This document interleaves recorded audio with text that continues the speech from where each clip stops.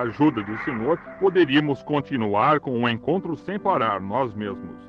É por essa razão que fico contente em ver que passou um pouco, por essa razão.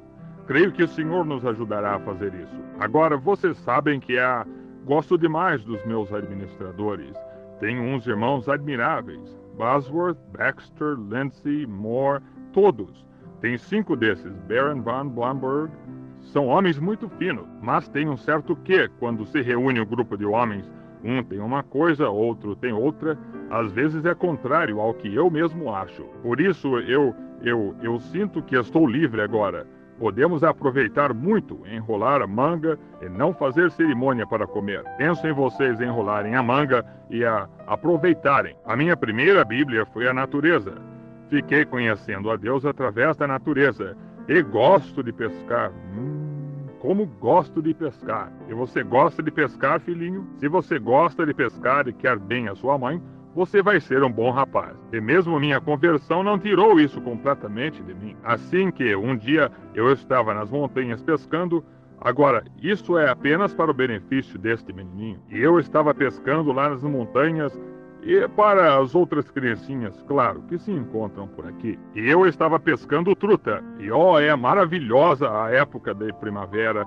E eu ia assim, e havia uma truta bem no poço seguinte, você sabe, assim, e louvando ao Senhor e aproveitando muito. Clamava, às vezes deixava a linha cair. Eu acredito em gritar. Amém, acredito sim, porque sei que alguma coisa se apodera de mim. Tem muito urso na região lá em New Hampshire. Tem um lugarzinho de acampar lá onde pesco, e eu estava com uma pequena barraca armada. Uma barraca pequena na qual estava me abrigando, e o urso preto é a coisa mais travessa que existe. Então, uma velha mãe ursa e 2 filhotes haviam entrado aí, e eles devastaram a minha barraca. Agora, o que acha que eu deveria ter feito com aquele urso? A menininha lá atrás, de cabelo ruivo lá atrás? Eu realmente deveria ter ido atrás dele, não deveria? Mas eis o que ela fez. Ela entrou, derrubou a minha barraca e espalhou tudo para fora e comeu toda a minha comida que eu tinha aí, e ela estava passando bem. Então, quando me aproximei, ela se afastou e rugiu, chamando seu filhote. E um filhote foi correndo com ela, e o outro não queria ir. Ele ficou sentado ali mesmo. Estava de costas para mim, assim, e estava fazendo alguma coisa. E eu não tinha nada na mão a não ser uma machadinha. Eu tinha andado cortando uns sabugueiros lá. Bem, ela correu, suponho que até aquele poste de linha telefônica lá fora, e sentou. Ela rugiu chamando esse ursinho e ele não deu atenção. Ele continuou sentado. Pensei, o que aquele pequenino está fazendo? Cheguei um pouco mais perto. Eu tinha receio de chegar perto demais, receio dela me arranhar. Então, eu não podia ver uma árvore. E sei que ela também podia subir. Por isso, e não queria chegar perto demais dela, porque conheço a natureza de urso. Então, cheguei só um pouquinho mais perto. E sabem o que aconteceu? Agora gosto de panquecas. Quantos de vocês, meninos, gostam de panquecas? Que coisa! Todo menino gosta. Vi eles levantarem a mão. Todos nós gostamos de panquecas e gosto demais delas, e gosto de derramar mel nelas. Sendo batista, você sabe, é isso o que nos mantém endireitados, você sabe, é o mel, você sabe. Por isso, e ouçam, eu não ponho só umas gotinhas nela, eu as batizo mesmo, eu realmente derramo até ficar bom e bastante mesmo. Eu não ponho só umas gotinhas aqui e acolá, eu realmente derramo nelas, deixo-as todas cheias de mel. E então, você sabe, eu tinha um balde de mel ali. Um balde de mel de meio galão, e ursos gostam muito de mel, de modo que este pequenino se meteu ali e tirou a tampa daquele balde de mel e estava sentado ali assim, com esse baldinho de mel, debaixo de seu braço, assim. Ele não sabia comê-lo como se faz, você sabe.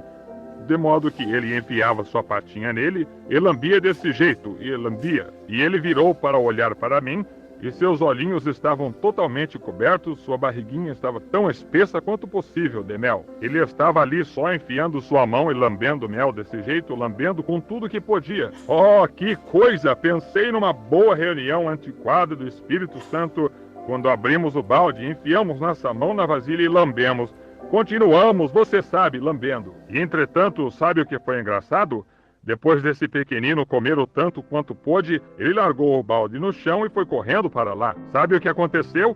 A mãe ursa e o outro ursinho começaram a lambê-lo desse modo, tirando o mel. Então, bem, talvez a nossa reunião seja dessa natureza, espero, para que possamos continuar a contar para outros e a glória de Deus cair sobre nós.